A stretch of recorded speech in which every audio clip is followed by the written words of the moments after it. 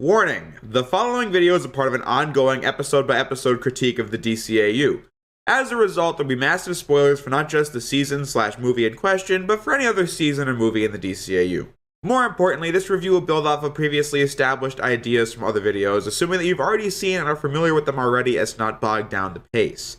With all that in mind, enjoy the video. Hello ladies and gentlemen, I think I can safely say that I recovered from the star-crossed review, and so I'm back to the DC Animated Universe Retrospective with the first season of Justice League Unlimited, a season containing a record low number of episodes. All three seasons of JLU have 13 episodes, where both Justice League seasons had 26. So that should make these videos easier for me to make. Trust me, I'm never making a video as long as Justice League Season 2 ever again. It just needed to be done, and I did it. But anyway, the DVDs and digital releases of JLU would fool you into thinking there are two seasons of the show, the first having 26 episodes and the second having 13. In terms of production, there were 3 seasons, each with 13 episodes. I'm guessing some Warner Bros. Exec realized that having 13 episodes on a single set would mean they'd have to cut the price from the JL season box sets, and they were like, lol, no. And then they combined the first 2 seasons into one, and there you go. So, we're gonna safely ignore that fact for the remainder of the JLU videos. Speaking of production, Justice League Season 2 was a freaking explosive season of television. When Star-Crossed ended, I'm sure everyone watching was like, geez, how are they gonna follow this up? Trust me, the crew making it thought the same thing. They really went all out with Star-Crossed, as Dwayne McDuffie explained that he wrote that ending like it was the end of the show, but they got picked up for more episodes, and so here we are. In Star-Crossed, the Earth was almost completely destroyed, the Javelin was blown up, the Watchtower went up in smoke alongside the bypass generator, and Shiera had left the Justice League. Needless to say, the status quo of JL was completely obliterated in that episode. Continuing the show like that would be rating suicide. There was really no going up from there. The answer to this problem was to take the show in a new direction. This is how we got Justice League Unlimited. This isn't the first time we've seen a mid-show refresh. I mean, we had 3 straight seasons of Batman TAS, and then we switched into the new Batman adventures for the last season. However, I only ever call it TNBA when discussing it on its own merits. Otherwise, it's Batman Season 4. Justice League Unlimited, JLU for short, obviously, is a direct continuation of JL, like TNBA was, but in TNBA, the difference between it and BTAS were very surface level, like the character designs or the higher focus on sidekicks, which in and of itself is a weak distinction because Batman Season 3 had Dick Grayson's Robin in every episode of the season's back half when the show was rebranded as The Adventures of Batman and Robin. So take that, TNBA haters. You lost. This is hard to describe, but the basic point is JLU is directly after JL, but this first season especially feels like a completely different show from the previous 2. The idea behind this season was to essentially downscale from Justice League Season 2. JLU Season 1 rarely, if ever, has the kind of stakes that over half the roster of the last season did. The name Unlimited comes from how the League has expanded greatly since the near failure they had in Star-Crossed. The writers of this season also wanted to tell episodic adventures with the new character roster, explore the new team and have fun while doing it. The writing quality was not to go down, but the scale was going to.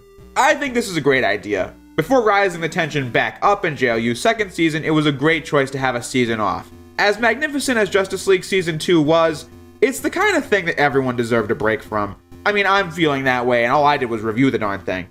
Imagine making such a season. The biggest change this season isn't even the massive character roster, it's the already established episodic nature of it all. But more importantly, the pacing has been overhauled. Justice League was a very slow-paced show. And that's not a con, by the way, it's just true. With 44 minutes to tell the story, both seasons fleshed out their stories with small character moments in between the big set pieces and important plot points. But JLU is bringing us back to the 22-minute format. As BTAS Seasons 1 through 4 and Superman Seasons 1 and 3 showed, this is no problem. You can tell great stories in that time, but if you get too ambitious for the allotted time, or have stories that aren't that interesting, you have the occasional rushed, but also occasionally padded Superman Season 2. So I'm not against the shorter runtime, I'm just telling you up front to expect a change in pace from the last 2 seasons. Trust me, it was the biggest shock to me, as I've just spent months diving into Justice League Seasons 1 and 2, and now I had to get used to a new structure. Personally speaking, JLU came at just the right time for me. I said my earliest memory was my 3rd birthday, with Star-Crossed airing just a few months after that, so that means I have very vague images of Justice League in my mind, but my nostalgia for the original JL comes from that Season 2 DVD. JLU is the one I have all the memories of, as the show first aired on July 31st of 2004. Think about that. This is a world where I hadn't even played a video game yet, and Slide 2 wasn't even out yet. This is a pre-Slide 2 universe, people, and boy do I not want to live in that reality. To the point, I have far more vivid memories of this show's run on television. And damn was JLU a great time to not only be someone who loves superheroes, but a great time to be someone who's been following the DCAU since Batman TAS came on, or at least since TNBSA. I really just said TNBSA, didn't I? Because JLU goes all the way with the continuity. Season 1 of JL tried to avoid its DCAU lineage, a poor choice, with Season 2 still only making light references to canon, but in this show, nope. Plot points and characters from BTAS, STAS, Batman Beyond, Justice League, it's all here, and the underlying story of the DCAU will finally rise to the forefront. Make no mistake, Justice League Unlimited is the DCAU fans' DCAU show, and I can't wait to get into that stuff. Hell, even the title Justice League Unlimited is some high-quality fan service. The Justice League has gone by a couple different names over the decades, like the Justice League of America, the Justice League International, etc. Our very first look at a DCAU Justice League, if you recall, was Batman Beyond Season 3's The Call. I rewatched part 1 of this episode pretty soon after posting the Batman Season 1 video, and my mind was blown when in the first few minutes we learned that this futuristic Justice League's name was the Justice League Unlimited. So I can only imagine what it was like from the perspective of a DCAU fan in the early 2000s to find out they were making a DCAU Justice League series. However, this show was plainly titled Justice League. What? Like a bunch of super friends? More like a Justice League. I can't confirm this, but I'm sure there were plenty of fans who were wondering, when did this team go from the 7-member Justice League into the Justice League Unlimited? The title of this show reveals to the audience, without even having to watch 1 minute of the first episode, that since the Justice League barely saved the Earth at the end of Starcross, the remaining 6 Leaguers decided to build a new Watchtower, a new Javelin, and expand membership to every single hero we've seen in the DCAU thus far, like Zatanna, Aquaman, Supergirl, or Dr. Fate, and a plethora of other heroes we've never seen before. That adds yet another dimension to Starcrossed, and I've already spent over an hour reviewing that episode. Anyway, this intro has gone on for quite a bit, so let's waste no more time and dive into Episode 1, Initiation. One of the best things about this episode is how it opens. The first thing we see is this tiny local grocery store being robbed by a couple of guys in ski masks. That's so engaging because we never saw anything like that in Justice League Season 2, or even Season 1 for that matter. Most episodes of Superman Season 3, and just about every episode of the first 2 Justice League seasons dealt with some big world-ending conflict. How does the first JLU episode open? Guys in ski masks robbing a place. That's so early BTAS or STAS, and I love it. After all, just because we only see the League battling gods and aliens doesn't mean the lower level conflicts aren't still happening. Another thing that's great is that we don't know how long it's been since Starcrossed happened, as we're introduced to the brand new character, Green Arrow, who mops the floor with these idiots. GL shows up with a shaved head and more facial hair, indicating that some time has passed. Although I will say I did prefer GL's look in the previous seasons, but I can live with this. GL and Arrow get beamed up to the new Watchtower, and yeah, the new Watchtower has a teleportation pad. Never again could the Javelin, say, be destroyed, leaving Superman, John, GL, and Flash unable to help Wonder Woman while she's fighting Thanagarians that broke into the Watchtower. On the new Watchtower, Green Arrow is greeted by Superman, Batman, the Flash, Wonder Woman, John, and of course, GL. Yes, Shiera is still gone from the League, which would make you think Green Arrow is the League's new 7th member until this happens. Now where am I exactly? Among friends.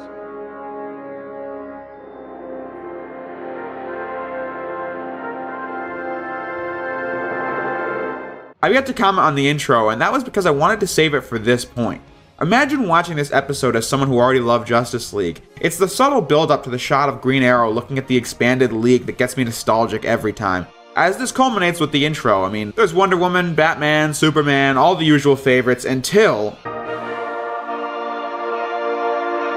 Seriously, just think of how much of a hype moment that was back in 2004. JLU appropriately has a new intro that goes along with the faster-paced episodes. Instead of a slow march and an epic piece to follow, this one is, well... I'm not really sure how to put it, just listen.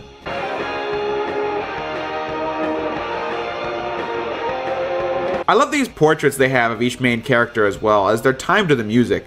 I love the JLU intro, especially later on, but for these first few episodes I do have a complaint. In between the character portraits, you see clips from the show, which is no different than the Adventures of Batman and Robin, or STAS. What they show is exclusively clips from the episode you're watching, which can kind of spoil the surprise of what characters are going to be in the episode, you know? They also don't do it very well, as the clips are very stationary and aren't really timed with the music.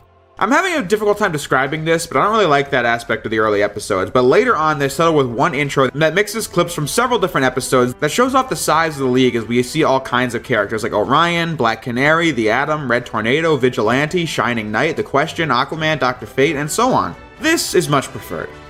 Having said that, Initiation. I basically established this in the intro, but the Justice League has taken action to never let something like Star-Crossed happen ever again. There are dozens of javelins flying in and out of the new Watchtower, which is equipped with a laser cannon so that Batman wouldn't need to, say, suicide bomb the thing into any bypass generators. And of course, there's an expanded League roster to tip the scales in their favor. The League is basically an independent army at this point.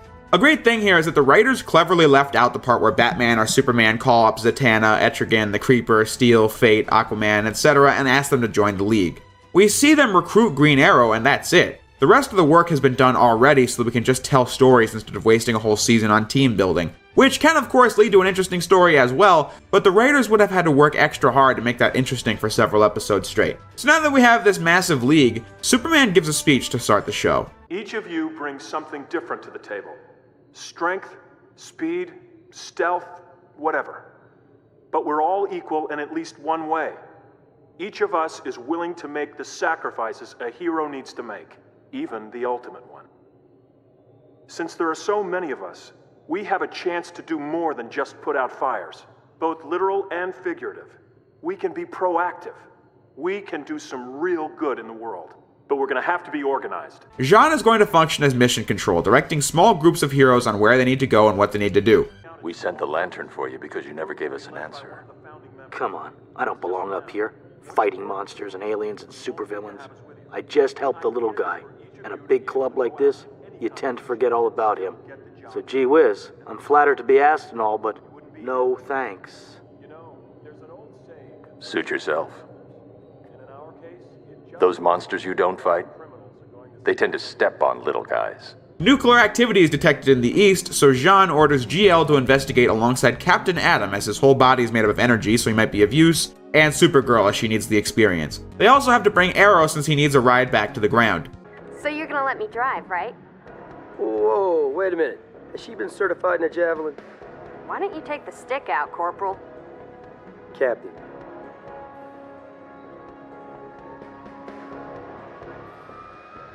Upon arrival, the government of this country wants the League to clear out as they have the situation, quote, under control.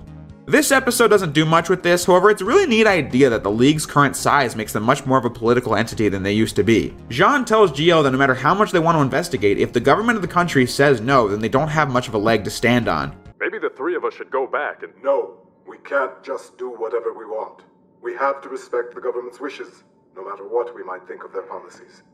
Arrow doesn't really agree with that, so he goes to investigate alone, finding a nuclear monster that the government created to protect themselves that's gone renegade. Green Arrow is truly the standout character here, and he's going to be featured a lot throughout the show as the man who isn't afraid to speak truth to power, and they wanted you to like him, so that's why we get scenes of him laughing at Supergirl's antics, but in a serious situation he puts his money where his mouth is. Despite having no superpowers, he's out here using his arrows in inventive ways to do what he said, help the little guys. He doesn't really care what the policy is, he's gonna protect people, as the other JLU members join him. This monster thing is anything but a memorable antagonist, but thanks to it, there's good drama like Captain Atom's containment suit being destroyed as he flies into the sky to make sure the explosion can't hurt anybody, or Supergirl not being able to stop it as GL gets really badly injured by it, leading to my favorite moment from GL in the whole episode. His injuries are going to leave him sidelined for the rest of the episode, but in his current state, he gives Kara some advice, but accidentally calls her by a different name. Shayara! You need a plan. Oof. That just pulls on the heartstrings. The JLU does get a weapon to destroy it, but when all hope seems lost with Atom and Supergirl down, Arrow steps up and proves that he is perfect material for the JLU as he saves the day. Say dirtbag.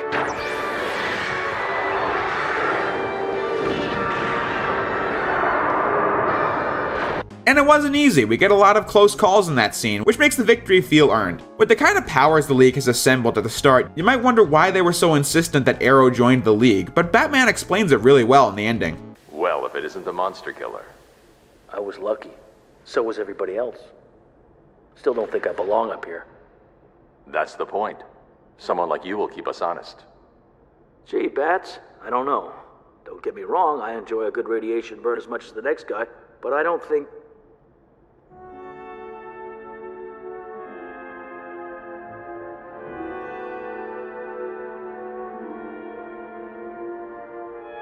So, see you soon. You just might. Also, GL gives Supergirl a hard time for her recklessness, but at the same time, he admits that she did good today. A nice little moment. But that's it for Initiation.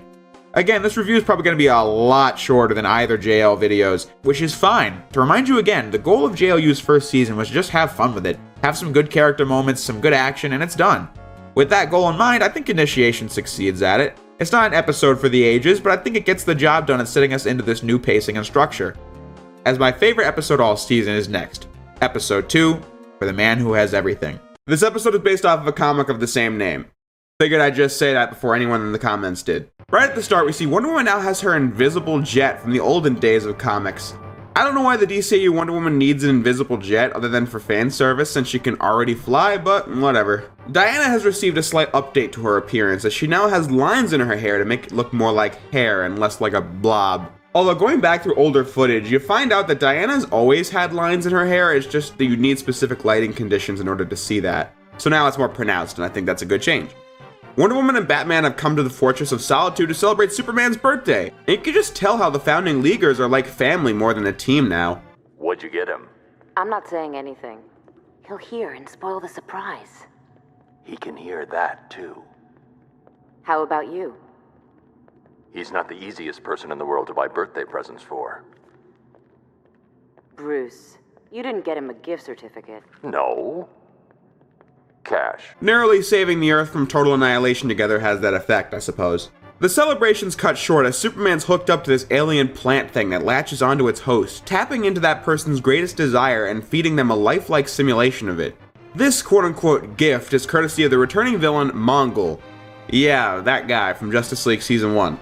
I love Batman in this first scene between him and Mongol. He looks completely fearless and I'm here for it. You mean how he humiliated you? A jaundiced account. The continuity here is a little off though. Mongol wants revenge against Superman for what happened in Warworld, although if I was him, I'd want revenge against Draga more than anybody else. That goes back to my biggest issue with that episode, that Superman didn't get to finish off Mongol, it was Draga, the character nobody cared about. All Superman did was allow Draga to escape. Superman hardly did anything useful in that episode besides that. Hell, I'd probably want revenge against Green Lantern, Hawkgirl, and Jean more than Superman as they destroyed the space gun that allowed Draga to finally beat Mongol, and yeah, that episode sucks. Moving on. Mongol is great in this episode, though. He left almost no impression last time, but here he's just such a despicable piece of shit, which makes for a great villain. Clearly the males on this world are the smart ones. Just listen to the way he describes Superman here. I wonder where he thinks he is. Sitting on a throne ruling the universe.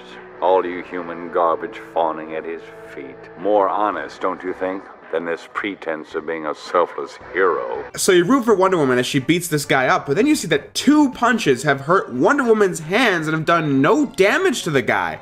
The shock value of how powerful Mongol is just keeps coming as Batman obviously stands no chance, but Wonder Woman's one of the most powerful League members and she stands no chance either. How nice of you to volunteer. To be the first of your race to die.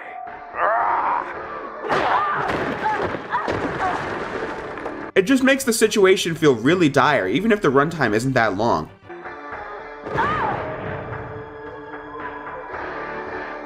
He'll kill her, Clark. And then he'll kill us all. Shake it off. Come back to us. Please. You're just eagerly awaiting the moment Superman comes back and kicks ass. These scenes of Batman and Wonder Woman with Mongol come between scenes of Superman in his dream world, so let's finally see it. Superman wakes up in his home on Krypton, in a reality where it never exploded, but he still retains parts of his life from Earth as he lives on a farm where he grew up on Earth.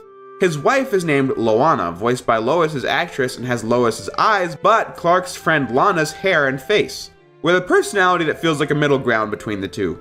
They live this quaint life on Krypton with their son Van-El, and that adds to the hate you feel for Mongol because he's taunting Batman and Wonder Woman with the idea that Superman secretly desires to be a tyrant and pretends to be a hero, but he really just wants to be a normal family man living on Krypton, his destroyed world that he'll never be able to experience the culture of or live on himself.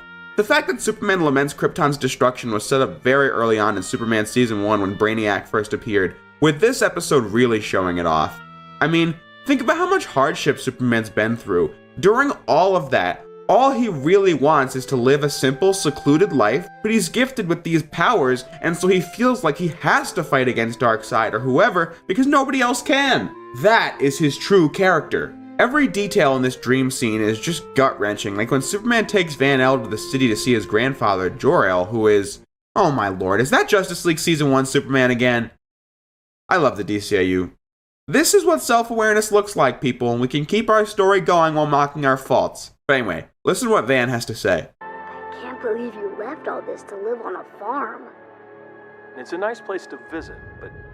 It's a nice place to visit. Guys, Superman doesn't even like living in the city. He also does that because he thinks he has to in order to help the most amount of people as Superman. I'm sorry if this doesn't impact other people emotionally like it does me, but just hearing how many sacrifices to his personal life that Superman makes just to be Superman makes me feel bad for him, especially since we know this is a dream world where he has to leave it eventually. This part also really got to me, as Superman notices some tremors when talking to Jor-El, who tragically reveals that the last Son of Krypton Part 1 still happened in this dream world. It's just that Krypton never blew up. And an example of JLU fan service is right here, as the theme of Krypton's destruction from that first Superman episode plays in the background. Something's going to happen. I can feel it in... Oh, so you're a scientist now. Dad. Do I have to remind you about a certain prediction of my own, made, I'm embarrassed to say, when you were only a few days old? I announced to the world that Krypton was going to explode, and it took me years to salvage my reputation. But maybe you were right. Maybe... But as Batman pulls the Black Mercy off of Superman, the tremors get worse in the dream world, as Superman has to tell his son that this isn't real and that he's leaving. You guys all know I don't care for recasts, as Tim Daly just nailed Superman in the animated series, but George Newbern really stepped up in Justice League Season 2. However, I think it's this scene right here, where he really proves to the audience just how great he is at being Superman. Van, when you were born, it was the happiest day of my life. When I first saw your beautiful little face, your tiny fingers squeezed my hand so tight, like you never wanted to let go. I've watched every step, every struggle. But Van, Rao, help me. But I don't think you're real. I don't think any of this is real. Don't say that, Daddy. Please, you're scaring me. No, I don't want to scare you, Van. For the final tragic nail in this coffin, to escape the dream, Superman must witness the destruction of Krypton firsthand with his terrified son, and the music's an even more tragic version of the STAS Krypton music. This really is a tough scene to watch, very worthy of its iconic status. Daddy. I promise you, I'll never forget.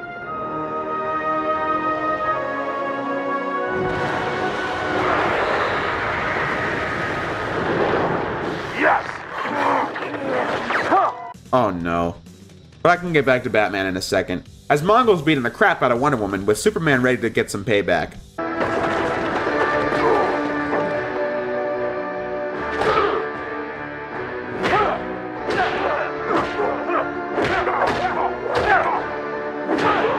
Do you have any idea what you did to me?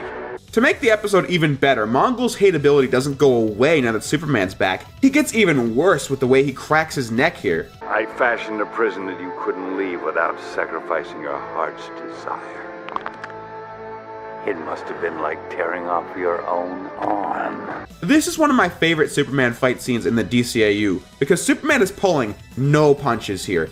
He has the reputation of being a Boy Scout, right? But in the animated universe, at least, when you mess with Superman, you'd better watch your six, because he will hold nothing back, and it is so great. Happy birthday, Kryptonian. I give you oblivion. Burn!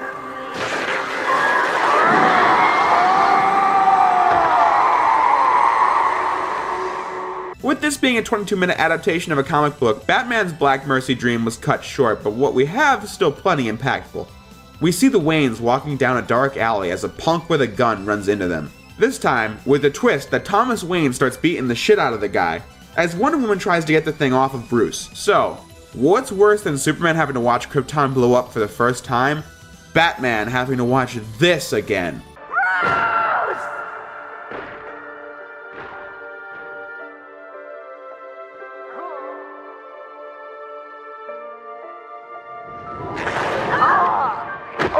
Another product of a shorter runtime is that we don't see how they get this monstrosity under control, but I do like this transition though. I swear, this is probably up there for the angriest Superman in the DCAU, and George Newbern does really well here too, as it just feels so tragic that Superman will never see the people of his world or from his dream ever again. Happy!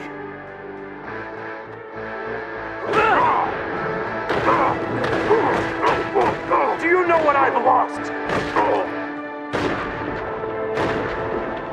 What I've...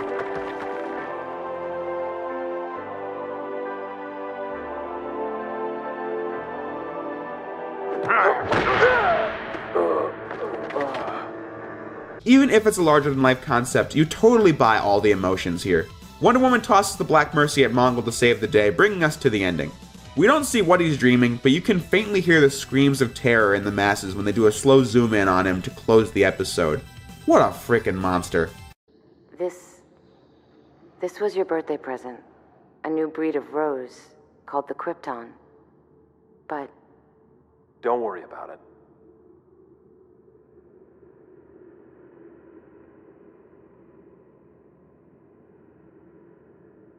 I promise you, I'll never forget. I wonder what he's seeing. Whatever it is, it's too good for him. For the Man Who Has Everything is a perfect example of what this season does best, and what the old episodic formula used to do well. Provide a really engaging story with a detestable villain, tragic moments make you feel and understand these characters. It takes the simplistic episodic nature from the old era DCAU and combines it with that depth and character writing from Justice League Season 2 and makes a great episode. Let me tell you now, this episode has no consequence to the rest of the DCAU, it's just a great episode that stands completely alone in its greatness. Gotta say, I'm loving this episodic thing. We're like 20 minutes in and we're 2 episodes down. Episode 3, Hawk and Dove. Meh. Episode 4, Fearful Symmetry. Just kidding. Hawk and Dove is one of my least favorite episodes this time. It's just really dry in one note. Basically, Ares has a combat suit created that feeds off of negativity and conflict and gives it to one side of a war to keep the conflict going. To keep with that negativity aspect, Diana's taken a day off from superheroics, but as Batman always says, crime doesn't take a vacation, so Jean alerts Diana of the war and conflict and requests that she helps out alongside Hawk and Dove, who, if I had to explain in any way, I'd say they're like if you took Raphael and Donatello out of the Ninja Turtles and made them a solo team. Look, we got off on the wrong foot. But don't you think we could find plenty of things we all have in common if we just tried? Nope. Hank, say something. Preemptive strike. In all seriousness, these brothers have good chemistry and are entertaining on their own. I like how, again, the DCAU doesn't waste good continuity opportunities, as the country at war could have been new, or a real country, but we're going back to Kosnia because the now Queen Audrey has requested the JLU's help because the southern and northern sides of Kosnia are battling, and Ares obviously wants to escalate that. That's pretty much the whole plot, not much going on to explain or analyze. I like Ares' really weird sounding voice. I didn't give you the Annihilator so you could run your enemies out of town. I gave you the Annihilator so you could annihilate them! And by the end, Diana realizes the robot will stop if everyone stops fighting, and that's what happens, as she and the other heroes convince everybody to do that. I honestly don't really have anything to say about this episode. It's kind of a boring watch, but it does have some decent action scenes, cool looking locations, good lighting, and it's always fun to watch Wonder Woman beat the crap out of guys. But little else for me to say, really. Like, I actually feel bad if I've been given nothing on this episode that's worth anything, but if I said any more, I would just be wasting time since I wasn't interested in this episode and won't force myself to spend more time on it. Now we can do episode 4, Fearful Symmetry. It really excites me that we're finally talking about this episode, not because this one really blows you away, but because we're getting one step closer to learning the true story of the DCAU. A man is seen running for his life as Supergirl is chasing him down to Star Labs, a frequent locale from STAS that never appeared in Justice League. Only problem is that this Supergirl is out for blood, casually causing collateral damage like it's nobody's business. This was a nightmare, but it felt real for her as she talks to Green Arrow about it. What's the big deal? You had some nightmares. These weren't just dreams. They felt like they really happened. I don't know, I've had some dreams that felt mighty real. There was this one the other night. A combo of Green Arrow and Supergirl on paper doesn't sound like a great fit, but it really does feel natural this episode. I suppose Green Arrow sees a bit of himself in a rebellious, eager teen like Supergirl and wants to help out. But it's at this moment that we get introduced to one of my favorite DCAU characters. Meet the Question. Vague memories of a probe like one of those alien abduction things. Maybe you've just been hanging out in Kansas too long. Wouldn't be so sure. Especially when she's the alien. a man whose mask is a blank slate, a conspiracy buff that the League has around to solve tough cases. They have so much fun with this guy throughout the series, as he's excellently voiced by Jeffrey Combs, the guy who played Scarecrow in the new Batman adventures. Like most DCAU actors, I have no experience with Combs' work, but damn does he have range. Fear is power. Don't listen to this guy. Everything's conspiracies with him.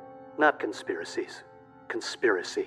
Singular. This whole trip might just prove the kid shouldn't eat nachos before bed. Peanut butter sandwiches. How did you... What? Do you go through my trash? Please. I go through everyone's trash. In short, the plot of this episode is Supergirl, Arrow, and the Question trying to figure out what the source of Supergirl's nightmares are, which leads to my favorite aspect of Fearful Symmetry. In one word, continuity. What did I say at the start? The JLU, especially the second season, is a very lore-heavy show. This was the final DCAU show after all, and it's time to start wrapping these plot lines up. The way this episode uses continuity creates a really suspenseful atmosphere, very fitting for a mystery. Listen to this. Got all the signs of repressed memory. People dream what their minds don't want to remember. Easier to convince themselves it's all bunk. Repressed memories of what? When? You've been to Star Labs, treated for injuries there. Yeah, a few years ago, when Superman was brainwashed and attacked the Earth. I got hurt and he took me to Star for help. I was in a coma for part of it. Meaning there's a gap in time you can't account for. That's when. A loose end from STAS's finale, Legacy, was the scene where Superman brought Supergirl to Star Labs for treatment. Superman immediately rushed to face Darkseid, and we know how the episode went down from Superman's perspective, but back on Earth, everyone was terrified. Superman just came out of nowhere and attacked a military base. Not to mention this scene, the last scene of Professor Hamilton. There's nothing I can do. Emil, she'll die. But if I help either of you, it'd be considered an act of treason. Hamilton! Yes, of course. Just don't hurt me. What I didn't bring up was the broadcast at the end where people were interviewed and their thoughts on Superman. I used to consider him my friend, but now... Hamilton was forced into treason by an angry Superman, who foolishly left an unconscious Supergirl alone with a Hamilton who feels betrayed by him. In the Legacy review, I made a point about how bad you'd feel for Superman being put in the situation, but at the same time, he did not react well at all. Facing Darkseid in a weakened state was a big mistake, and it could have easily been a fatal one had he not gotten lucky. But now, we know that yeah, Supergirl was nursed back to health at Star Labs, but they did something to her while she was out. Superman has a lot of blame on his shoulders for this, does he not? Back to the Question and his conspiracy. Let's let him explain it, because I love this part. Reaching back to ancient Egypt, there's been a single cabal of powerful individuals directing the course of human history. But the common man prefers to believe they don't exist, which aids their success. Global warming, military upheavals in the Third World, actors elected to public office. The spread of coffee bars, germs outpacing antibiotics, and boy bands? Come on, who would gain from all this? Who indeed? So eerie. It's hard to describe this, but you can just feel light being shed on whatever has been lurking in the background on all these shows. Whatever it was pitch black in Batman TAS, a dark shadow in Superman, and a silhouette lurking right around the corner in Justice League. Hamilton himself actually returns. We never saw him in JL, but he's back and tries to explain these dreams, and how the machine she saw was actually a surgery device. Nobody calls this out, but listen to the air of passive aggression in his lines. As for the rest of your dream, we humans are used to being vulnerable. But to you, surgery must have seemed terribly invasive. So, I think that answered everything. A little too well. Does everything have a sinister motive in your world? Yours too, you just don't know it. But suddenly, the group is attacked by a squad of soldiers and an attack bot. Here we see the Question is certainly willing to fight dirty, and how skilled Green Arrow is.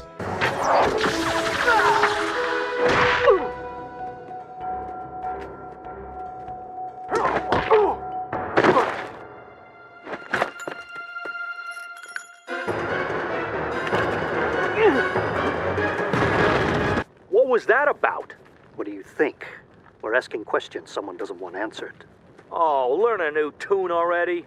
I'm starting to think he's right. But he's right though. Somebody wanted to send a military squad after Supergirl, Green Arrow, and the Question of all people just because they asked about these dreams. Somebody feels threatened by that line of inquiry. So right after they leave Star Labs, bam, robot attack. The Question realizes that the man who commissioned for these combat robots to be developed is the same man that injured Superman and Supergirl so much back in Legacy. General Hardcastle, who's now retired and looking to be forgotten in this small woods house. This is the eeriest part of the whole episode. Ignoring the fact that Hardcastle has aged like 25 years and 2, I'm guessing he spent too much time on Tatooine. Time for the bomb drops. According to Hardcastle, the government has never liked metahumans such as Superman because of their potential to destroy everything. What do you know? The military and big business have been in cahoots for decades. Top secret stuff. Experiments on metahumans, mutants, aliens. Searching for new technologies, both for national security and profit. That Volcano woman, she was one of ours. Same with those freaks the Joker made up like playing cards. They've been working on projects that would give them the power to fight back against the League. Listen to this. Any of it have to do with Supergirl? It has to do with all of them. Your little club up in that spaceship? There's a file on every one of you. But I don't know anything about these dreams of yours. If it is connected to these people, I've been out of the loop too long to know. And how do we find these people? You don't. They find you. They find you. Seriously, watching this episode makes me feel like I'm running through Arsenal gear again. But back to my favorite thing about this episode, the continuity.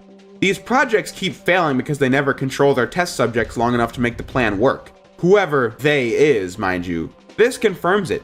The same people who were funding that Center for Gifted Youths, where it was a front to find the best anti-Superman weapon, which led to the first Volcana incident, were the same people that took children from parents to test their powers before Joker had used them for his own ends. I'm pretty sure I said something like this back in Wildcards, but I will repeat. Joker using people like that shouldn't come as any surprise, since that's just what he does. And that's the kind of guy he was before the acid bath. But somebody at the top, people who are supposed to be protecting our society, are doing this creepy crap, all in a shadowy attempt to destroy the Justice League. If it ever were to be necessary, and that's scary. The League would scoff at the notion in a second, but remember, it only took 6 Justice League members to take over the entire planet, and don't forget, Lex Luthor knows that. The mysteries that can only go unsolved is why Supergirl's so upset. The question asking how to find these people, but nobody really knows who they are at the absolute top, because Hardcastle, even when he was the face of all this back in STAS, was working for some kind of higher power.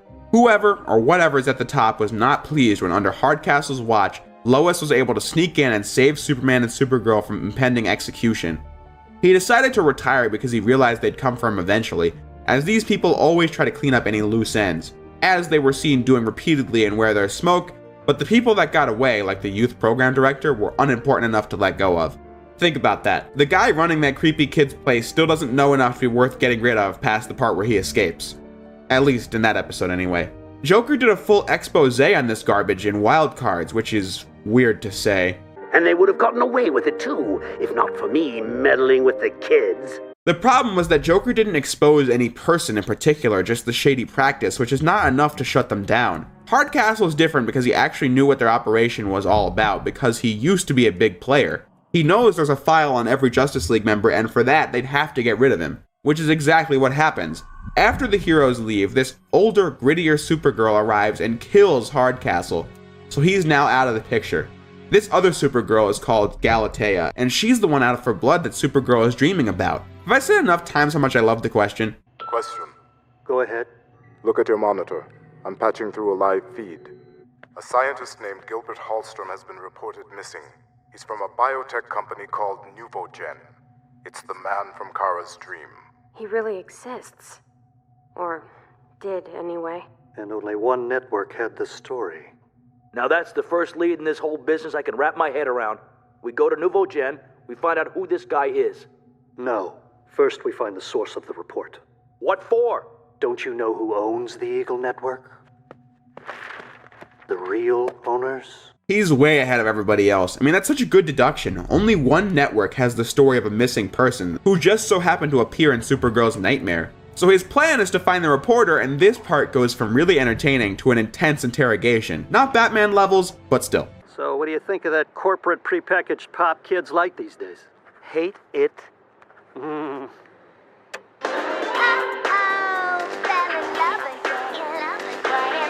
I just said...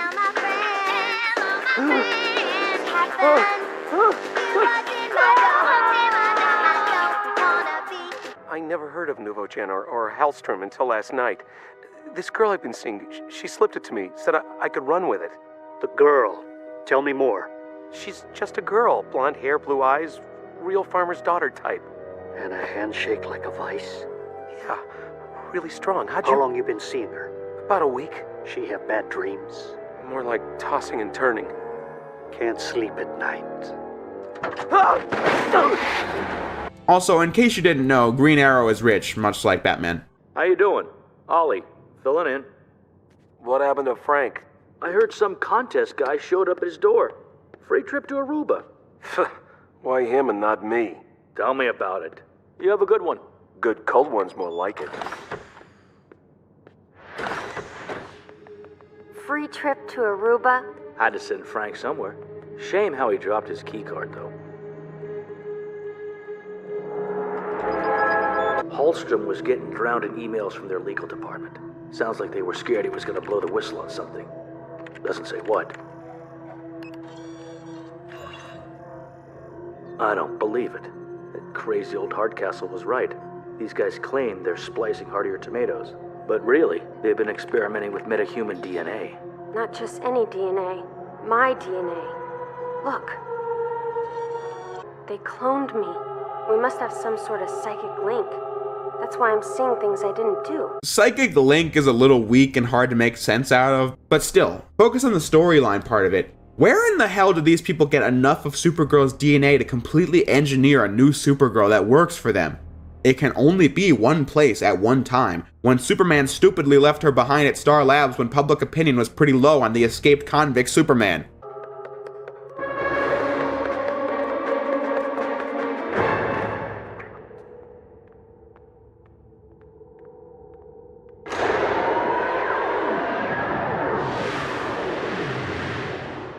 Since this is a virtual training ground, they get to go full in on the carnage in this scene. It's like you're reading my mind, which is actually the problem and why you have to die. And I like this action scene. I mean, Supergirl hasn't been in any so far that really stand out, so this is a first in that category.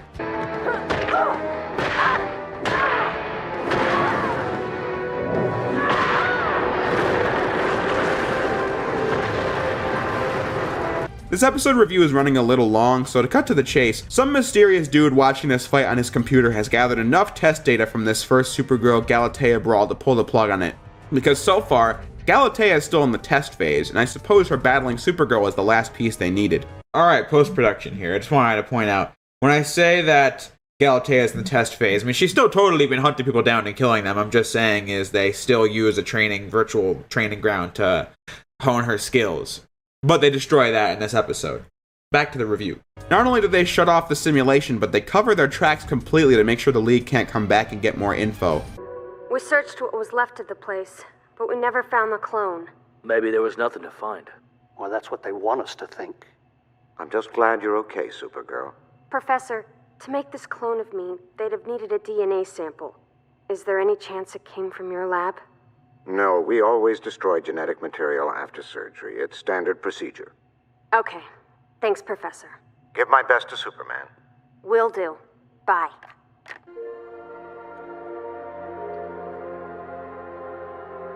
You rest. We'll have you fixed up in no time. And that confirms that Hamilton's in on it. He's the one who created, or at least had a large role in cloning Supergirl, and that's the note this episode goes out on. I still don't get why someone cloned you in the first place. This all started because Superman went renegade. They want a superhuman alien on their side, if it ever happens again. Whoever they are. Whoever these people are, they can't be stopped.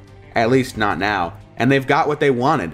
They're gonna nurse Galatea back to health and use her as a weapon once again, thus ending fearful Symmetry. I had to spend so long in this episode because it's important. I think For the Man Who Has Everything makes for a more enjoyable watch, so I rank it above this episode, but I felt it important to give this episode a scene-by-scene review because of the fact that it sets up how these people are almost done perfecting their plan, which will come to fruition in JLU's second season. But with all the setup in this episode, I thought it was important to make sure all that stuff was discussed in the review. Episode 5.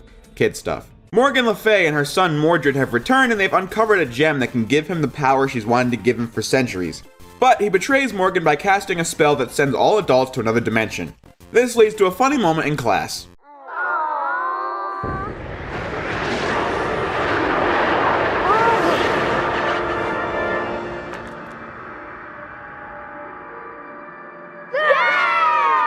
Let me tell you kids, with some instructors, I'd hop on the table and pull a Spider-Man 3 if they faded away. But of course, with adults disappearing, that includes the League, members in this episode being Superman, Batman, Wonder Woman, and Green Lantern. And did I mention Batman was a badass?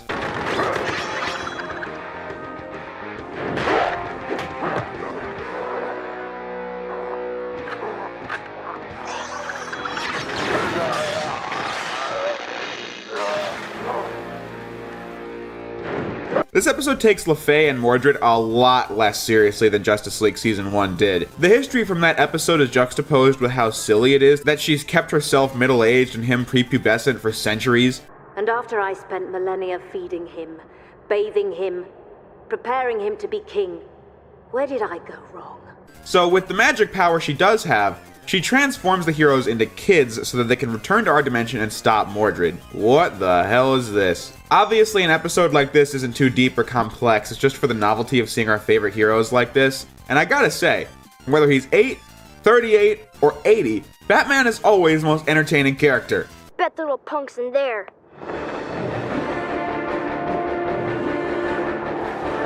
It's not a race. Wait, couldn't Mordred just re-banish them with his powers? Whatever, who cares? I think it's cute that they meet a baby Etrigan and team up with him, and in general, this is just a charming little episode. I'll go with Bruce, and John can go with Clark. Whatever. What's with them? Man, for somebody with like 50 different kinds of vision, you are so blind. Which ends with Batman tricking Mordred into turning himself into an adult to prove he's not a chicken, which of course sends him to the other dimension, and this undoes the spell.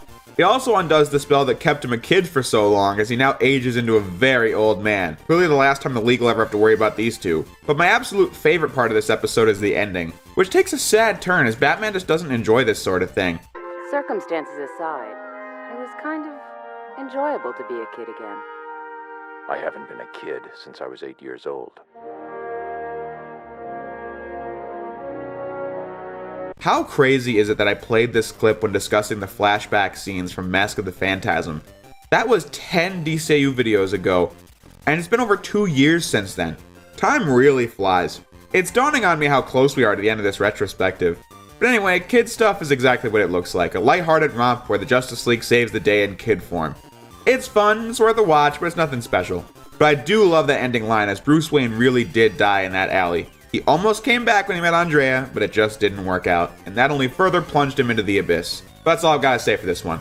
Let's move on to episode 6, This Little Piggy. This is Paul Dini's last DCAU episode, so let's give a quick moment to remember just how much he contributed to this animated universe. He's just got a real talent for compelling character writing. He's written DCAU stuff of all kinds. On the tragic side, he wrote stuff for Mask of the Phantasm, Return of the Joker, Mad Love, Legacy. And on the comedic side, he has such hits like Almost Got Him, or The Man Who Killed Batman, Joker's Millions, The Main Man, or just fun adventures like World's Finest or The Brave and the Bold, Comfort and Joy, and so on.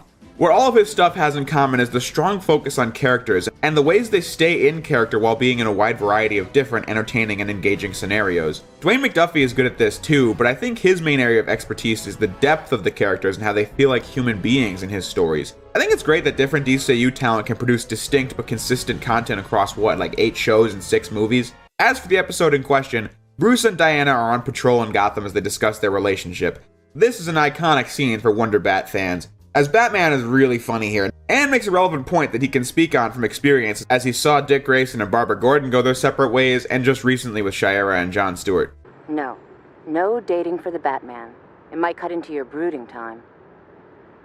1. Dating within the team always leads to disaster. 2.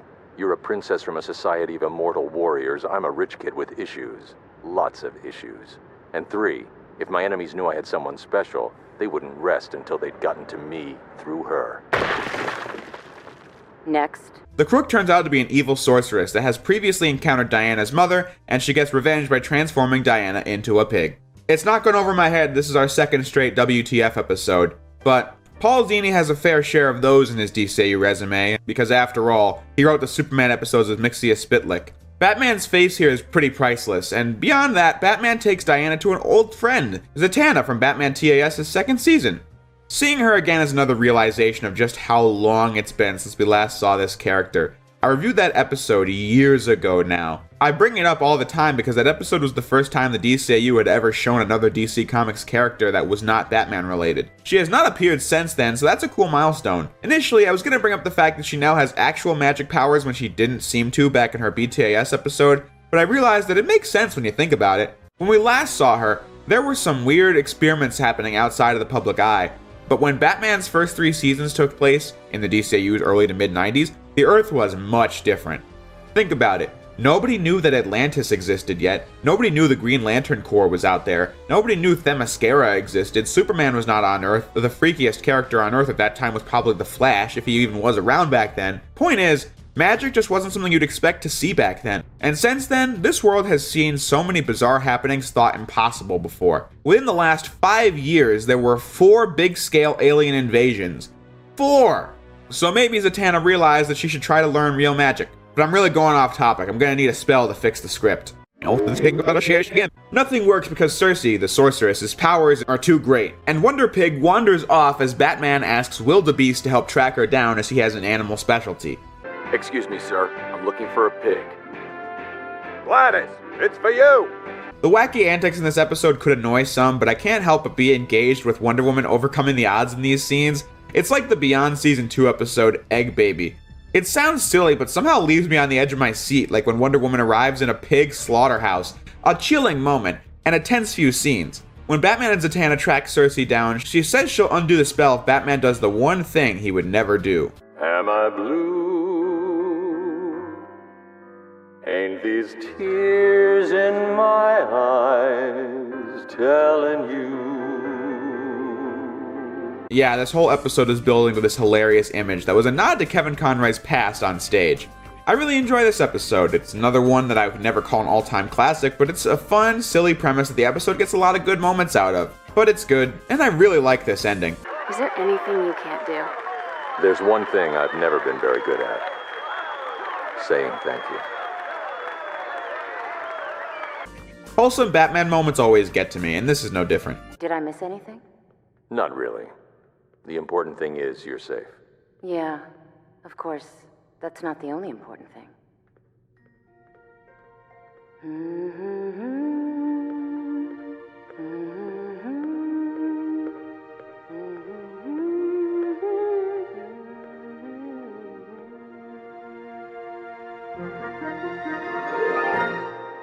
But yeah, guys, we're halfway done as we get more serious in episode 7, The Return. GL and Jean are discussing with the Guardians of Oa until an unidentified object comes crashing towards Oa.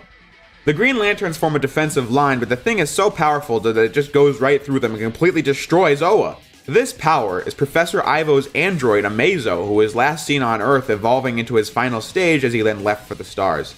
But now he's on his way back to Earth, most likely to kill Luthor for what happened in Tabula Rasa. This is the first episode to really show off the scale of the Justice League Unlimited, as Jean establishes 3 lines of defense, a space team, an air team, and a ground team. Amazo has evolved so much in his time exploring that he's almost completely invulnerable. He really is basically a god now.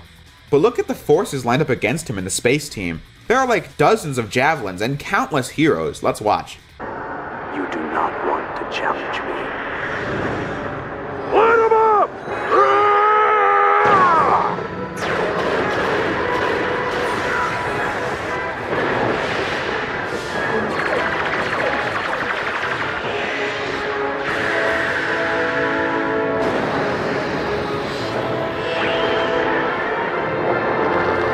Of course, this episode marks the return of Lex Luthor, who, if you need a quick refresh, went through a lot in the last season. Well, in the first Justice League season, he was completely exposed and jailed, losing everything he had in Superman TAS. Last season, he was still dying from kryptonite poisoning. Mercy had turned against him, risen his company to heights he had never seen, with an evolving android out to kill him.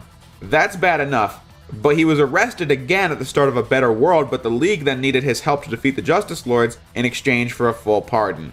After that, he minded his own business for the rest of the season, but he still does have that knowledge in his back pocket with a growing interest in politics, which I can't help but assume has something to do with Lord Lex's death.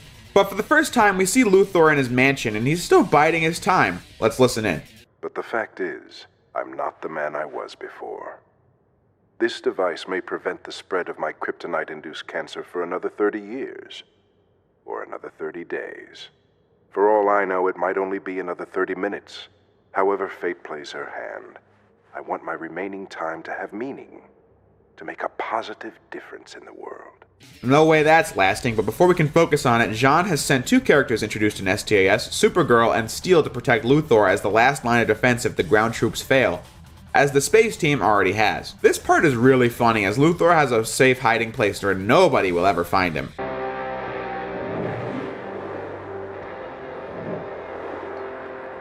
A barbershop? Gotta hand it to you, Luthor. Nobody would think to look for you here. Luthor has a secret lair pretty well secured, but nothing will stop Amazo as the air team is defeated.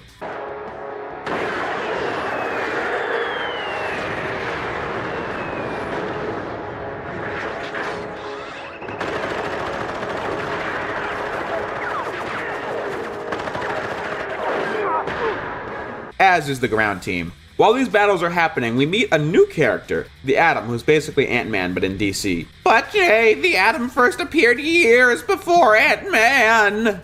Ooh, Jay, can I take this one? Yeah, except Ant-Man is a widely known mainstream character who's appeared in 5 blockbusters. Atom, by comparison, is a B-level superhero that most mainstream audiences don't know about and would need the comparison to understand who he is. I'd never even heard of Atom until a minute ago, so who did what first is irrelevant in the face of public perception. Besides, this goes both ways. Did you know that Aquaman is technically a ripoff of the Submariner who appeared 2 years before Aquaman? But who the hell knows who the Submariner even is? Actually, it's the Atom. Case and point. Checks in the mail. Anyway, he was with Supergirl and Steel, but was just at a microscopic size that allowed him to get into Luthor's secret base. The Atom's real name is Ray Palmer, a scientist who's perfected this size-changing belt. This is his first appearance in the flesh, but surprisingly he has been mentioned before. Let's go back 11 episodes. 4 days from your arrival, my younger self will steal a piece of dwarf star matter from a scientist named Ray Palmer. If you prevent that theft, I'll never be able to build my weapon. Ray Palmer. Got it. Yeah, the League met Ray Palmer when they preemptively shut down Vandal Savage's plan to steal Palmer's technology that was used to destroy the Earth in the bad future of Hereafter. Isn't continuity swell? Anyway, he's helping Luthor build a weapon to fire at Amazo when he comes crashing through the doors, and these scenes are really good. We'll beat him, Lex. We will. As are the scenes of Amazo tearing through the heroes and all of Luthor's defenses, as he really feels like a horror movie monster here. An intriguing idea. Modifying the canon so that it could alter my programming. And it might have worked. A month ago, when I was still nanotech. But I have transcended that limitation.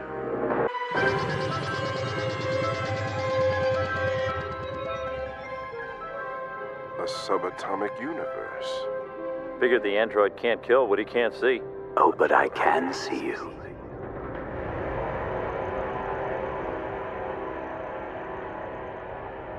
Did you really think I couldn't follow you here?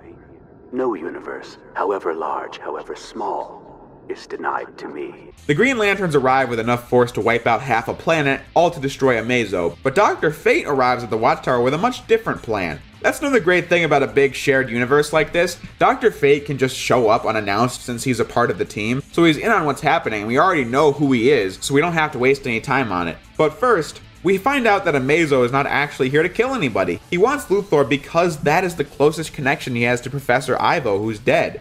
He wants to know why he exists and for what purpose all this evolving serves.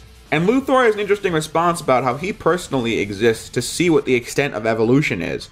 Luthor keeps working to push society forward just to see how much can be achieved in one lifetime, which is still short and fleeting no matter what you do. But an invulnerable android, he can explore forever and evolve 10,000 times over in one lifetime. Amazo really is a fascinating character in that way. Fate tries to stop the Lanterns but with no success as they prepare to attack.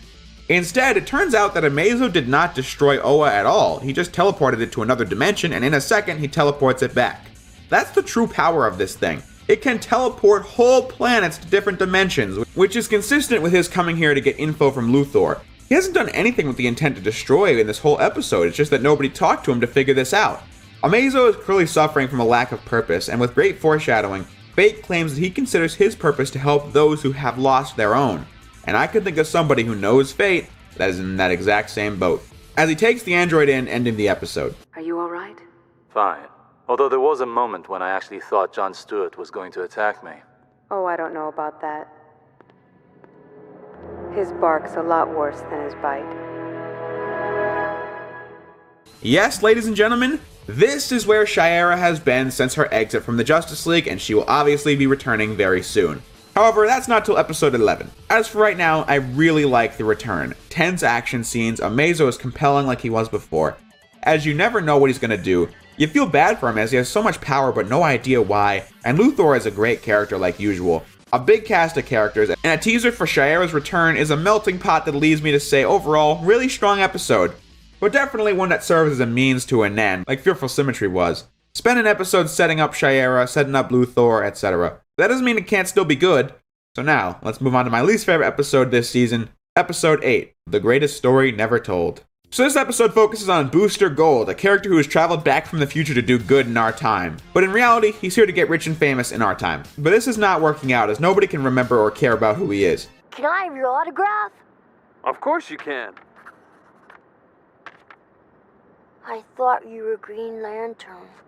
His personality is really entertaining when mixed with the other characters, like how he criticizes Jean's marketability.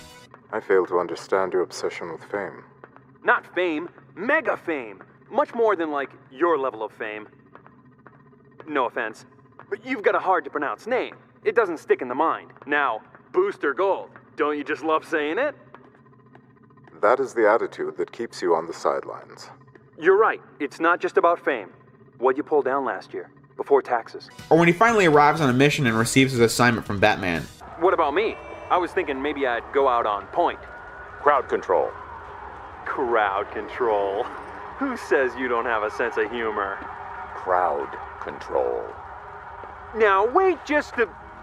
Got it. The idea here is that the most insane and epic battle of all time is happening around Booster as buildings are being toppled by this grand wizard, and almost the whole league is here to stop him, while he gets to participate in none of it.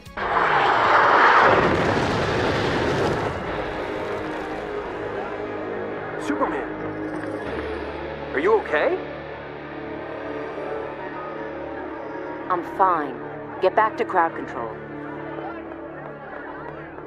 As he ends up getting involved in another case where a Star Labs experiment has gone wrong, leading to this scientist becoming a walking black hole.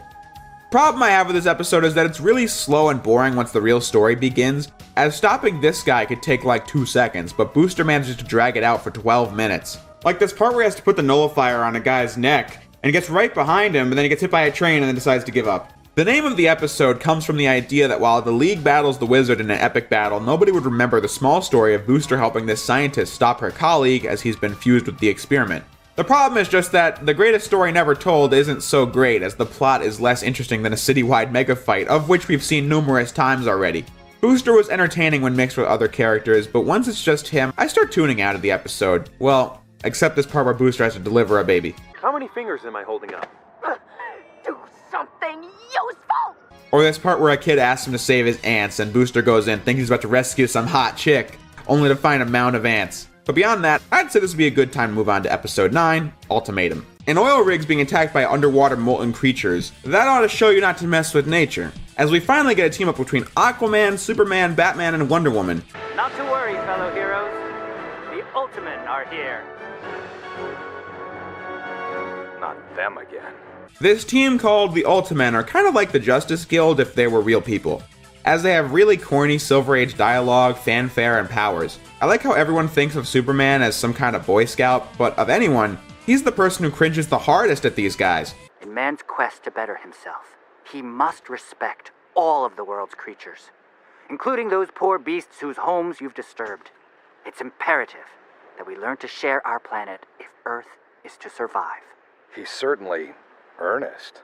I think the word is corny. The man funding the Ultimatum project goes by the name Maxwell Lord, who takes a shot at the Justice League here. They're heroes people can trust, relate to, depend on. They're not aloof. They don't put themselves above us mere mortals the way that some heroes do. This is small, but I like how Batman, as Bruce Wayne, meets these tycoon types all the time and has an opinion on their cynical, money-grubbing ways. I can't listen to any more of this. This guy's dripping more oil than that platform ever did. And he has the gall to take cheap shots at us. I know Maxwell Lord. All he cares about is money. Well, it takes money to do what we do, and not everyone's independently wealthy. Lord's a walking ego who'd do anything for a buck and some free publicity. If he's involved in this, It isn't about helping people. So far, the Ultimen seem normal as Lord pays them for their corny superheroics until he takes a phone call from a mysterious onlooker concerned about the group's growing powers. Before that can be focused on, Giganta and Bizarro are in a fight with Wonder Woman, and since Tim Daly isn't here to do Superman, he can't do Bizarro either. So naturally, George Newbern is Bizarro, but frankly, I was shocked at how terrible it is. Like, I cringed the second he showed up. Bizarro's here to save the day! He used to sound like a really screwed up Superman, and now he just sounds like a buff Kermit the Frog. Me am Superman. He'd do anything for a woman I love. Diana gets help from the Ultimate member, Long Shadow, who is the most eager to join the Justice League, and in a crucial moment, he recalls his origin story to Wonder Woman. But what it is isn't very important, and you'll see why. As that onlooker from earlier wants a physical examination to find out why the leader, Winddragon, has new powers, and Professor Hamilton? What does he have to do with this? With him involved, that can only mean it's connected to the group working on the Supergirl clone project, and now it's time to finally meet the woman in charge of this whole thing, one of the DCAU's main villains, Amanda Waller. We should do everything we can to help them. That's not our priority. But Mrs. Waller, I really think that we... Since when did your opinion count, Lord? How fast can you get the second team up and running? They're expendable. Those opening lines were great. She doesn't give Lord a second to speak, and shows both of them the Ultimen are expendable and has a vague line about getting a second team up. As it's confirmed, the Ultimen are not real people, they're artificial creations, and since the project isn't complete enough to last, they're just gonna get scrapped and get replaced by another batch of Ultimen. This team of superpowered teens should remind you of something that just happened in the last season. The Royal Flush Gang incident in Justice League Season 2. Hamilton's involvement in the Ultimen project ties this with the Galatea project that Hardcastle confirmed was the same group behind Volcana and the Royal Flush Kids. But this build-up should firmly establish in your minds by now what's most important is that these maniacs are getting better at their craft with each and every attempt. What went wrong with Volcana? She broke away from them and they had to use time and resources to get her back, only for Superman to save her. The Royal Flush Kids were a step up as it was more than one agent to rely on, but since Joker snatched them for his own purposes, the Ultimen having a short lifespan eliminates these issues since if they were out on their own, or turned against them, they'd die sooner or later anyway. The most despicable part here is that they gave these Ultimen real memories and personalities instead of just making obedient robots. Long Shadow was able to vividly recall his backstory of his parents to Wonder Woman, but it's all implanted memory. Seriously, Amanda Waller is not one to mess with. She's wanted this anti-superhero team to be a thing for a while now, and they've almost perfected it. I mean, they weren't even planning on having them die. They'd rather have a stable team to use against superheroes, but I'm just saying, it is a perk for the reasons I just mentioned. The Ultimen are outraged as the whole team, minus Long Shadow, go on a rampage, until the League proves why they are the best.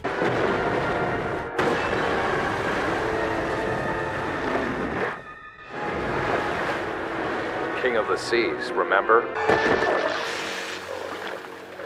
Lights out. Seriously, Batman consistently has the funniest quips. He makes characters like Dante or Solid Snake look try-hard. Peekaboo. Master will be expecting us. Then he's going to be disappointed. Give me the staff!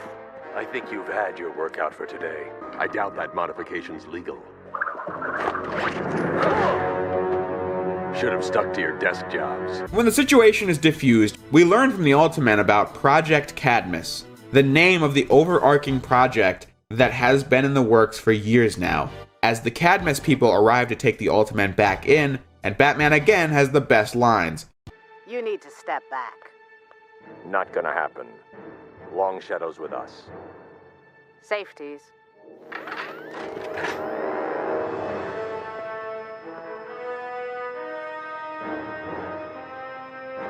Mine are bigger than yours.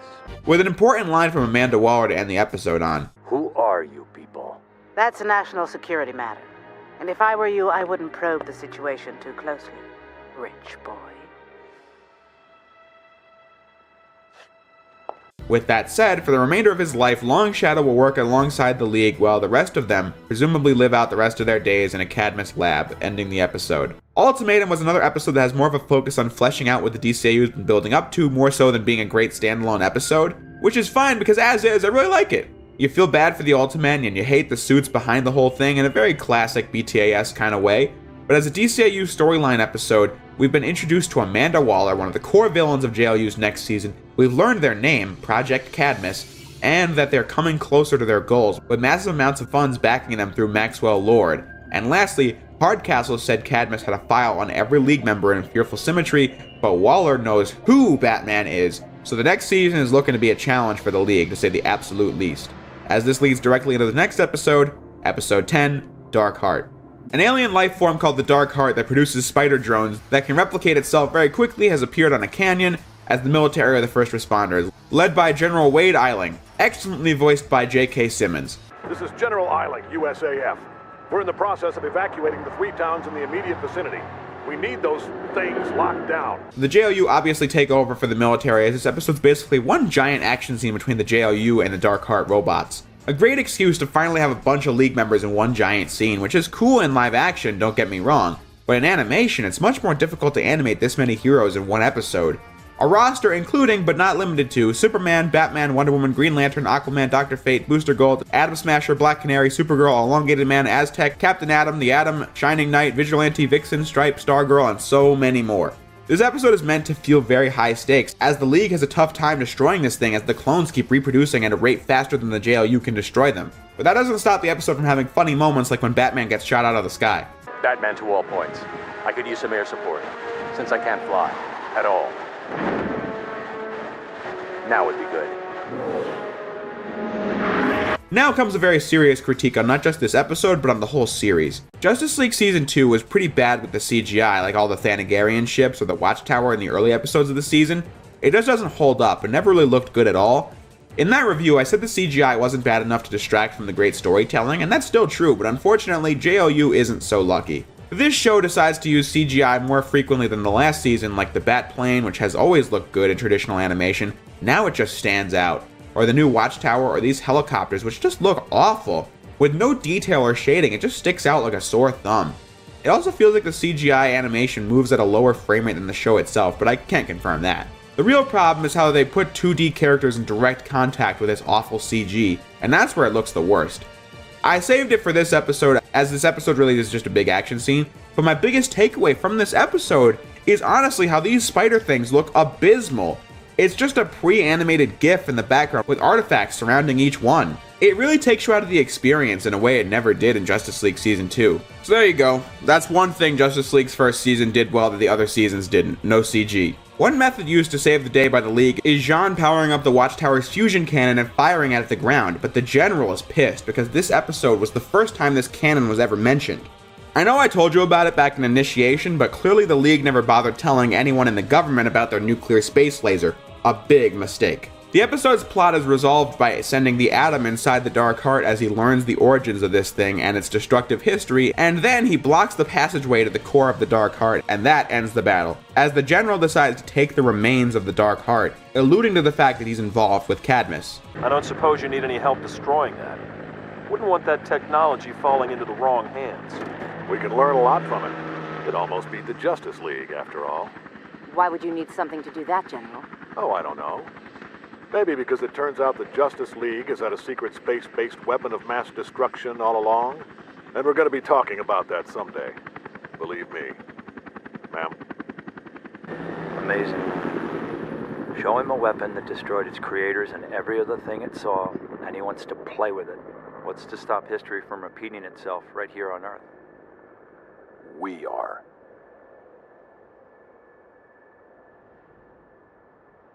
Now that the big 3 Cadmus episodes this season have been discussed, let's talk about them as a threat to the League.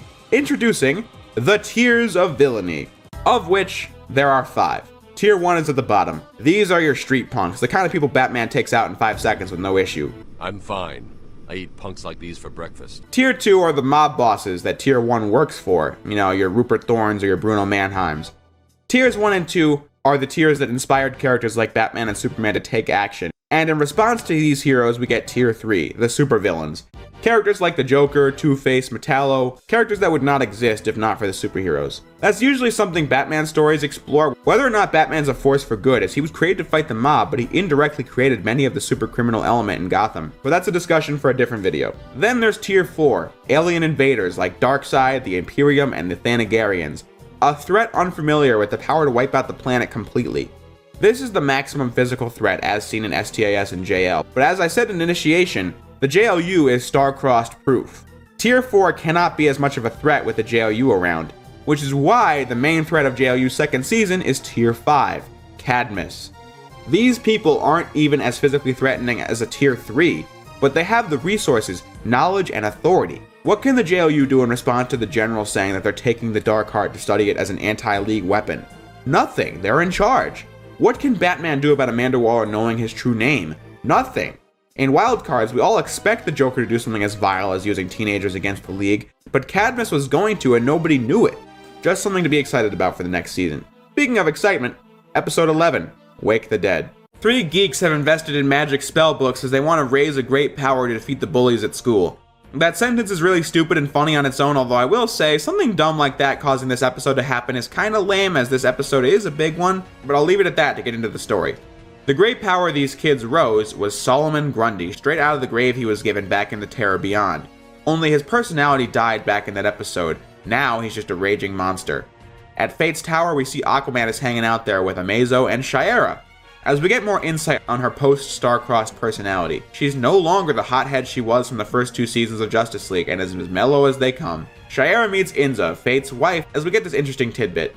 I'm not Lieutenant Shiera Hall of the Thanagarian Empire, not anymore. I've been stripped of my rank, exiled from my homeworld. I'm not Hawk Girl, that was always a sham. Most people on Earth will never trust me again, and I can't blame them. You could probably figure that she was exiled from Thanagar just by watching Starcrossed, but now it's confirmed. She really has nowhere else to go. When I do my job, people get hurt. People I care about. And what happens when you don't do your job? Inza's line rings true, though. Shiera's life has been filled with hardship, but just because she ran away from it doesn't mean the responsibilities she's fled from have gone anywhere. So it's time to go back. We're then introduced to Green Lantern's new romantic interest, Vixen, who has the power to have the power of any animal she chooses. That's a really awkward sentence, but I don't know how else to describe it. Grundy is tearing through the streets, and you know, it probably costs the city a lot of money, but come to think of it, I'm sure this much carnage must really keep construction employment high. There have been like 4 or 5 citywide wreckings in this season alone. Much like the last episode, most of the runtime here is spent on this big Grundy fight, as he's almost unbeatable, even as Superman joins the fray. Grundy's entirely made up of magic energy, meaning the only thing that can stop him now is Shiera's magic-repelling mace, making this episode a natural conflict to bring her back with. I wasn't kidding about the carnage in this episode. Almost a whole bridge is destroyed. I was genuinely wondering how anyone was going to fix this until Aquaman came back to save the day, and I was geeking out on this Enemy Below music callback.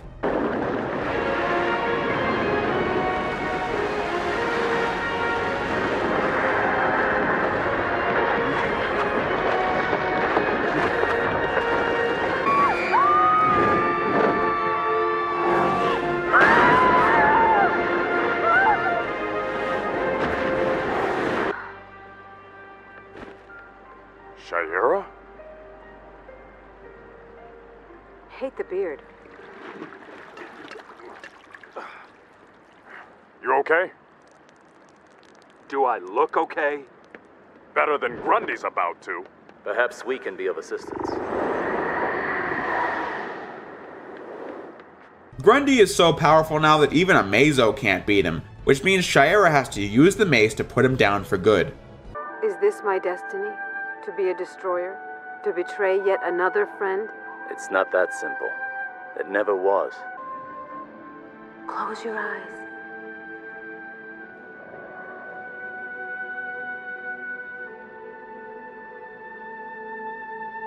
Shiera is about to walk away, but Starcrossed had consequences, and we're going to see that in the public here, as well as learning the result of the vote at the end of that episode.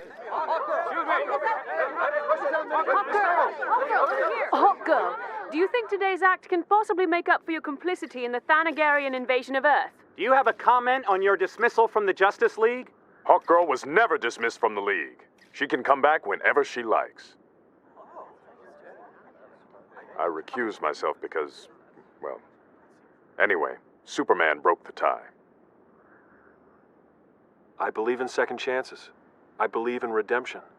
But mostly, I believe in my friends. You see, I knew that's how the vote went when writing the Starcrossed review, and that was why I wanted to explain each character's potential vote in detail, since I think the final vote we have as of this episode makes a lot of sense.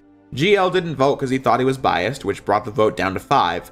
Flash being a solid vote for her since she helped save the day in the end. Jean voting for her because he felt bad that she was now an outcast to her own people. Batman voting against her because he doesn't trust anyone, Diana voting against her because of her feeling personally betrayed. We saw Superman on the fence, but in the end he was a vote for Shiera, as I would have been. I mean, think about how many people she saved and how she risked her life for her fellow League members as Hawkgirl. She was always a good person at the end of the day, just made really bad choices. In the straw poll from that review, out of 154 votes, 112 of you voted to keep Shiera and 42 of you voted to keep her out. I like how she was gone for a decent amount of time to still feel the loss, even though they always planned on bringing her back. But let's see the public's reaction to Shiera's return. Traitor! Go back! Yeah, what are you gonna do? You gonna Back off! She doesn't have to take that from you people! Yes, I do. But it's okay. I guess I deserve some of it.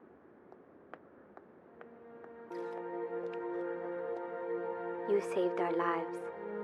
God bless you, Chicalcon. You deserve that, too. This is something I forgot to mention, but before this point, the intro had only showed the 6 Justice League members that were the founding members after Shiera leaving and Star-Crossed in the intro of the show and like those portraits we were talking about at the beginning of the review. I know, it's been a while. But anyway, it's at this point when Shiera is now added back into the intro at precisely this point. Just figured I'd say that for the sake of being thorough. And that's it for Wake the Dead. A really strong episode, bringing one of my favorite DCAU characters back to the forefront. We've covered a lot of ground here in a relatively short amount of time, but we've now reached the final episode. The only 2-part episode in all of JLU, episodes 12 and 13, The Once and Future Thing. This isn't exactly what you'd expect from a JLU season finale, but it's certainly strong. It's another time-traveling adventure, much like the ending of Justice League's first season. We open this episode in the world of Batman Beyond, which in case you didn't know, takes place decades after JLU. But we don't see Batman. We cut to a house with an arguing husband and wife, only with a husband who invented time travel. You worthless, good-for-nothing, wretched waste of space! You invent a time machine and can't think of anything useful to do with it! I can think of one thing. I can use it to get away from you! Meanwhile, at the Watchtower, things aren't looking good with Shiera back on the team. By all means, you first. Diana's carrying a grudge. She'll get over it. How about you carrying anything? What, Shiera? We're cool. We're giving each other our space. I'm seeing Vixen now. Yeah, Diana has not let go of her hatred she has for Shiera, and that's going to be a focus on a later episode. In the meantime, the time traveler Kronos has arrived to steal a utility belt as he opens a portal in time that Batman, Wonder Woman, and GL follow him through. More DCAU fan service to come in this episode, as the first time period visited is the late 1870s, as Batman pulls a line straight out of Sly 4. Where? I think the question is when. The Wild West was a focus in the BTAS Season 3 episode, Showdown, as Ra's al Ghul recapped the story of his attempt to halt the progress of the government expanding westward as Jonah Hex had the bounty for Ra's son, Arkady Duval. God, that was 147 episode reviews ago, and with 2 movies as well. Back on point, it's really fun watching Wonder Woman dodge these bullets. Those are the biggest, slowest bullets I've ever seen. But Kevin Conroy sounds like he's got a cold in this episode. Look at the date. June 1879. Clearly time's being messed with as one gunslinger has a Batman Beyond level weapon, meaning that Kronos must be stopped. It's weird how Maid of Honor had the TNBA Bruce Wayne design only with black eyes instead of blue, and then Starcrossed gave us a new Bruce design mixing BTAS and TNBA, but now this Bruce model just looks like it was ripped right out of Mystery of the Batwoman. Those empty holsters aren't going to scare anybody. You sure you don't want one of these? Positive. I don't have much to say about this episode, honestly. I think the jokes all land pretty well, the story's pretty fun to watch, but there is this dialogue between Kronos and the JLU. You tried to steal Batman's utility belt. And you chased me. But time tunnels are somewhat counterintuitive. Even though you were only seconds behind me, I arrived here nearly 6 months before you did. Where's your time travel device? Now that's a story. As soon as I got here, I was robbed. Yeah, take that, Sly 4, the game where tossing somebody in a time machine just accidentally makes them show up on the same day as the Cooper gang. The League actually meets a younger Jonah Hex as well as the other vigilantes that are looking to find the guy who stole Kronos' time-traveling suit. And with a whole team together, they do a big tribute to JL, and I got a kick out of that.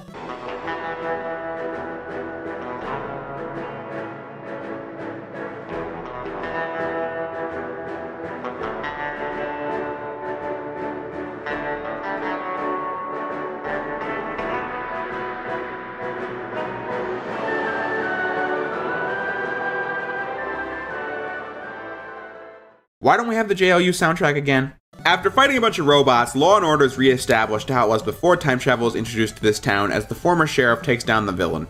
But to lead into part 2, Kronos steals the time belt back and jumps into the future. Now the 3 Leaguers in this episode will take a part in a Batman Beyond adventure. How cool is this? I mean, part 1 takes us back to a previous era mentioned in a BTAS episode, and part 2 takes us to the future of Batman Beyond?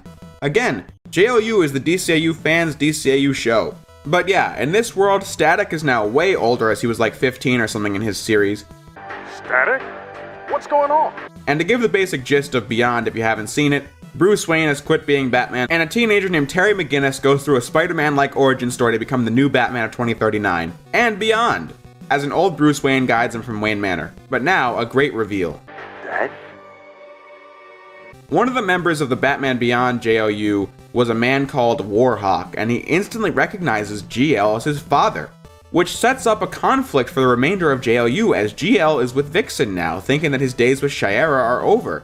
But if Warhawk is his son, that means he will eventually get back with Shiera, which would send anybody through a loop. I mean, if this episode is true, then he's wasting his time with Vixen, right? Since he'll eventually settle down with Shiera anyway.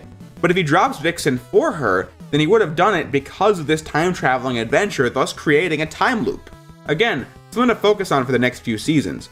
Terry also introduces the 2 Bruces to one another. Batman, Bruce Wayne, Batman. Or have you met? Not now. Great. What did they used to call it? Stereo? Kevin Conroy deserves a lot of praise for this episode as he effortlessly switches between old Bruce and JL Batman. Those historical buildings we saw on the street. The timeline's been polluted. So polluted that history itself is becoming fluid. Old Bruce and Batman have a great dynamic in their short moments of screen time. Like this part where Batman tries to interrogate one of Kronos' goons. Where's Kronos? My arm's getting tired. I can't believe I was ever that green.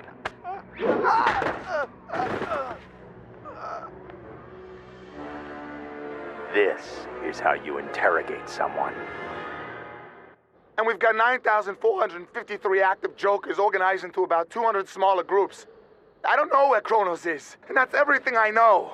Everything. I wet my bed until I was 14. Losing my patience. I can't control my friend here much longer. You better give us something we can use. Wow. Batman playing good cop. Everything's relative. History is becoming so polluted that Diana just fades out of existence, and then Jon Stewart gets switched for Hal Jordan. Enid Clinton, we've got business with your husband. What? John? Hal Jordan, another time shift. I'm up to speed, carry on. In the final fight, all kinds of wacky things start happening to the time stream, like Revolutionary War soldiers appearing and shooting at Terry. Monsters! Fire at will!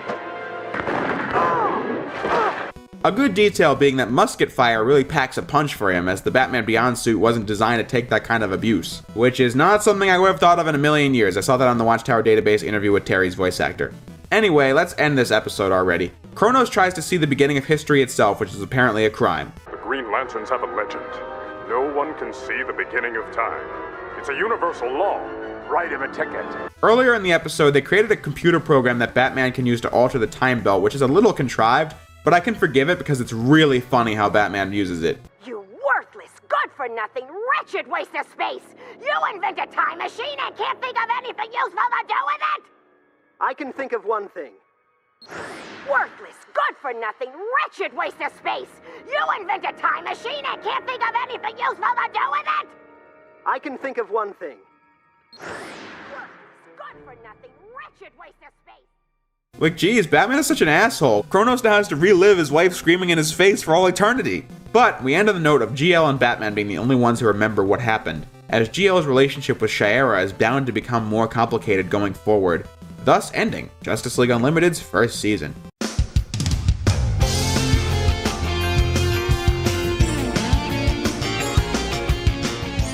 The Once and Future Thing is a very entertaining episode. It's unfortunately bloated and very plot point heavy, but it's still enjoyable, and I wouldn't mind rewatching it if I was asked to do so. However, as far as season finales are concerned, I would put Legacy, Star-Crossed, and even The Savage Time over this. It's just not as interesting from a review perspective as all of those were. But yeah, that's it for JLU's first season. Thank goodness, this review is a lot shorter than the last 3. I mean, the episode count was halved. It would be difficult to go past STAS Season 1 length with that in mind. Anyways, JLU's first season definitely succeeds at accomplishing what it sets out to do. It clearly aims to downscale the show from Justice League Season 2 before eventually rising the tension back up in JLU's second season. For what it is, I love it. However, this season certainly isn't the masterpiece that Justice League Season 2 was. Not even close. Even with the season's goal kept in mind, many of its episodes were really strong, but as I said numerous times, a lot of them weren't all-time classics, like Initiation or Kid Stuff, This Little Piggy, The Return, or The Once and Future Thing. Really solid, strong episodes, but they're just not mind-blowingly amazing. Then there were the boring episodes like Hawk and Dove and The Greatest Story Never Told. The best of this season, For the Man Who Has Everything, Wake the Dead, and the 3 Cadmus episodes, they were great. It's just that every episode of Justice League Season 2 minus 1 was essentially perfect. So of course, this season's a downgrade because of that. But it's definitely not something I'm upset about. It's hard to be upset with JLU Season 1 when it's still plenty good on its own, especially when considering its stated goal.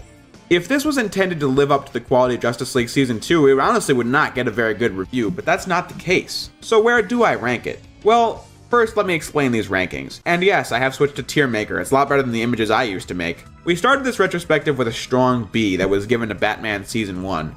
An even greater B with Batman Season 2, going all the way to S with Phantasm, then down to A for Batman Season 3, Sub-Zero bringing it down to D, TNBA earning a higher place in A tier when compared to Batman Season 3, Batwoman earning a C, Superman Season 1 at the bottom of A tier, Superman Season 2 earning the highest in B tier, which I used to call an A, which is why I'm going over this now. These are my official rankings going forward. STAS Season 3 taking the top spot in A tier, JL Season 1 outdoing Batwoman in C tier, and JL Season 2 taking the top spot in S tier.